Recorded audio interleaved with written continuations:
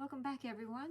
This is part 2 of my recap of the West Australian Jigsaw Puzzle competition that happened earlier in June. And in my previous video, I mainly gave an overview and also I did a recap of the teams competition. For this video, I will be talking about the solo competition and giving you some final thoughts on the competition. But before I move on to that, I forgot to mention two things about the competition. And the first one was the fact that we were given lanyards, and there they are, just there. And the lanyard's got a QR code, and once you scan that, it will actually tell you what table you've been assigned. And then I discovered as the results come through and they're put in basically, you know, while we're at the competition, and it will show a table of the times in your rankings, which is, I think this is a great idea. And the good news is that these can be reused. So I shall be taking this along to the next competition that's run by the Australian Jigsaw Puzzle Association. So yeah, I really like this. It's a great development. Now, I think if in regards to, oh, there's one more thing, sorry, I forgot, is that there was a magpie in the venue and it was flying around. It was in a pavilion, so it had a very high ceiling, and there was a magpie inside, up near the top there, around the lighting rigs. And it had chip in its mouth because there was a little bit of a cafe attached to the main area. And I think what it did is it stole a chip and then got up high and was figuring out how to get out. So Marcus, he actually opened up the exit doors right open so it would have a clear run. And it eventually did find its way out, and it flew out with a chip in its mouth. So I thought, I managed to get one photograph of it. It doesn't get more Australian than that, than having a magpie joining you in your competition. So anyway, that was rather amusing, but I'm really glad that the magpie got out okay. Okay, so now going off to the solo competition and what puzzle got used. Now, if you remember in a previous video that I did of all the 500 piece puzzles Ravensburger that I did, and I predicted that it would be a round one, and it was indeed a round one. The thing is that yes, it turned out that I did end up doing the puzzle that got chosen as practice. I managed to do it once, and so unfortunately when I discovered what it was, I wasn't all that thrilled. Not that there was really anything. It could have been worse. Let's put it this way. It could have been the rainbow cake round one, or it could have been the pizza round one, which were like incredibly difficult. The one that we did end up getting was, yeah, the ice cream one. Yeah, the one I struggled a bit in my practice. I think in my practice, it took me about 2 hours to do, which wasn't the worst, but it certainly wasn't the easiest. So this was kind of like the intermediate range. So yeah, we had 2.5 hours to complete this. And I think in previous WA competitions, we've had 3 hours, which I think is too much. 2.5 hours, I think, is more than generous. I think a lot of other international competitions, and I think the nationals, you have less time. It's more competitive. So yes, this is the one we got. Now, I found myself seated in, I think, the third row from the front and off to one side. And I don't mind being off to the side, but one thing I noticed where I was sitting, I had sort of spectators seated near me, not too close, but just enough so I could see them in the corner of my eye as I was puzzling. And I noticed when people got up and moved around and that, but I tried to sort of block that out. There was another issue where I was seated that had some very high windows to the right of me, and because it was this competition was in the afternoon, it was a very rainy day, but by then sun broke through and I was getting streams of sunlight coming down and hitting my puzzle on the table, and so it was created a bit of a dappling effect, which is not ideal, but I was getting close to finishing, so I didn't really worry that much about it. I did try to do a time lapse of myself, but unfortunately technology failed me, and all I got was, I don't know, the first 25 seconds or something like that. So no time lapse for me, unfortunately. What I can tell you though is that I found myself standing and sitting and standing and sitting quite a lot. I found when I was sitting, the table was quite high, so I found it quite awkward with my arms up like this. So I stood up. Also, one thing about round puzzles is that they're quite sort of deep. So to be able to see them properly, you kind of do have to sort of stand up and sort of lean over it to see further away from you. It's not quite like the rectangular puzzles where you can have them a bit closer, most of the puzzle a bit closer to you. So up and down, standing, sitting. When I practice at home, I very rarely ever really stand. I do most of it sitting. But I actually found the standing did help, and my neck and my back managed to survive it, which was good. The place that I found myself really getting stuck in this is in the blue-green sort of areas. That's where it got a little bit difficult, and I felt I lost time there. So I did work from the middle out like I did in my practice, but yeah, I could feel myself slowing down there. So yeah, practice took me about 2 hours. In this race, it took me 1 hour, 49 minutes and 42 seconds, which is not fantastic in a race. Really, I would have been happy if I did it in an hour and a half, but I'm not terribly surprised because how difficult I found this one. Again, it's this watercolor sort of, there's no defining lines, so it all blurred into each other, and yeah, I found it a bit hard. But I am pleased to say that I shaved off about 10 minutes from my practice time. So that's a win in my books. So that actually gave me 47th place. I can't remember off the top of my head how many participants there were. There was over 100, I'd say. So, you know, I was pretty happy with my ranking. Definitely room for improvement though. So yeah, now after I finished and while I was participating, my partner Marcus, he was doing some general sweeps around as people were doing the solo. So I've got some footage of that, and then I shot some footage after I finished. So we'll roll that tape, and if you were there, you'll probably see yourself because we tried to get as much in as possible. And when we come back after that footage, I'll talk about the winners and their times. So have a watch.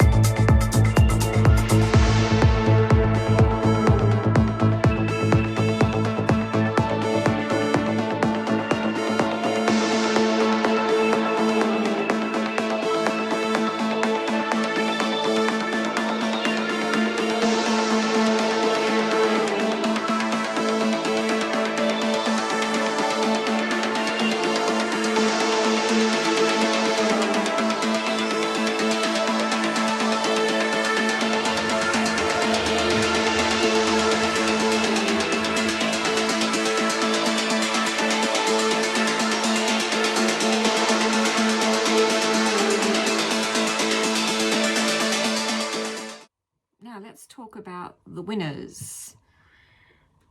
I'll get straight to it. So, person who came first was Sarah Colombini. She is very active in the West Australian puzzling community, and I think she's actually the WA rep for the association. And in previous competitions, I think she's always been like in the top 3, but she's never actually won. And I think in the national she might have come in the top 3. But yeah, so she finished in 42 minutes and 53 seconds, which was amazing. She really smashed it and couldn't be more delighted for her. She's a lovely person and just highly talented. And I loved her outfit, I might add, which you will see when I show the presentation for the solo winners. And second came Caitlin McGregor with 48 minutes and 53 seconds. So she wasn't that far behind Sarah, and she did great. And I think she's gone to the Tasmanian and South Australian competitions and has done really well in those as well. So that's great to see. And third place was Leonie Thomas, who I think she has won the WA competition in the past with 57 minutes and 54 seconds. So that's fantastic. But I want to give a special mention to my fellow teammate Karen, and she came 5th in the WA competition last year, and this year she came 4th. Now she's one of my teammates in Pure Chaos, and she came in the solo 1 hour and 15 seconds. So she was so close to coming under the hour, but didn't quite make it there. She was really in the running there. So I was really proud of how well she did. And also I'll put a picture of her mascot. She's got a very cute little fox mascot, which I thought was adorable. So yeah, if we look at the graph, I'll just pop it up so you can have a look.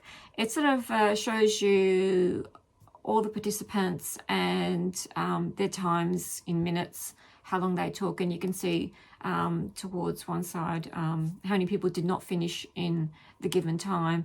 So you can see there's what looks like quite a lot of jump in like the first couple of finishes. Like I said before, just a few minutes difference is huge in speed puzzling, because a lot of people really finish bang, bang, bang quite close to each other. I think the person who finished before me finished it in just 1 minute faster than me. So 1 minute made a difference in where I placed. So every second counts when you're speed puzzling. So yeah, I will now just roll the tape and to show the presentation, and then of the winners, the top 3. And then after that, we'll come back and I'll just give you my final thoughts on the event in general this year.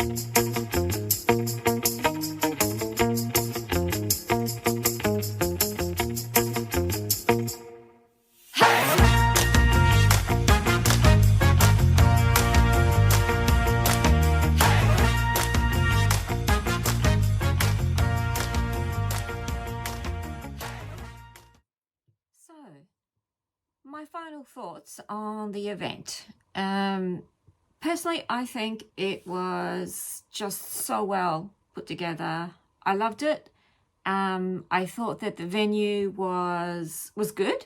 It was a lot of space, a lot of lighting. Parking was a bit of an issue though, but in general, I thought it was a great event put together by the association, and it was good to see volunteers there helping out, judging, manning things.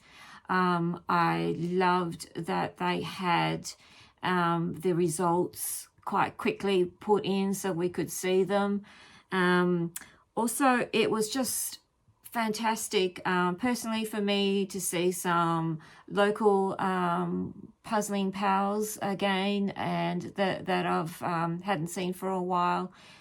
Also, it was exciting to see some of the interstate committee members coming over, and a lot of them are sort of champion speed puzzlers themselves, so it was great to see them again and chatting to them. I found that everyone was really friendly. There was people who I didn't know coming up to me and saying hello and saying that they saw my previous video about, you know, when I was all these puzzles that I was practicing with. They also saw me setting up my rig, asking me if I was videoing it, and, you know, telling them that I'm trying to get this vlog sort of up and running. So yeah, it was nice. People very approachable, very friendly. Also, I thought that it was just really, there was elements to it that we didn't have last year, like, you know, having more cameras, more, you know, we had streaming, we had footage, we had some commentary, which was great.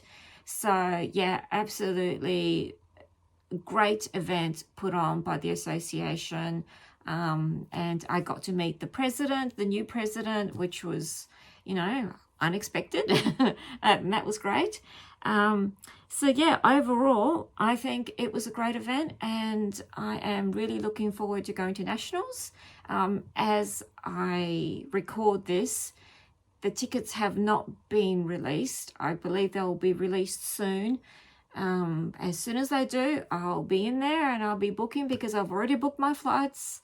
I've already organised a cat sitter, and I've organised time off work, and also organised accommodations. So all that's missing is to get those tickets. So if you want to see footage from the nationals that are happening at the end of November, please subscribe to this channel. I will have footage, I will have photos.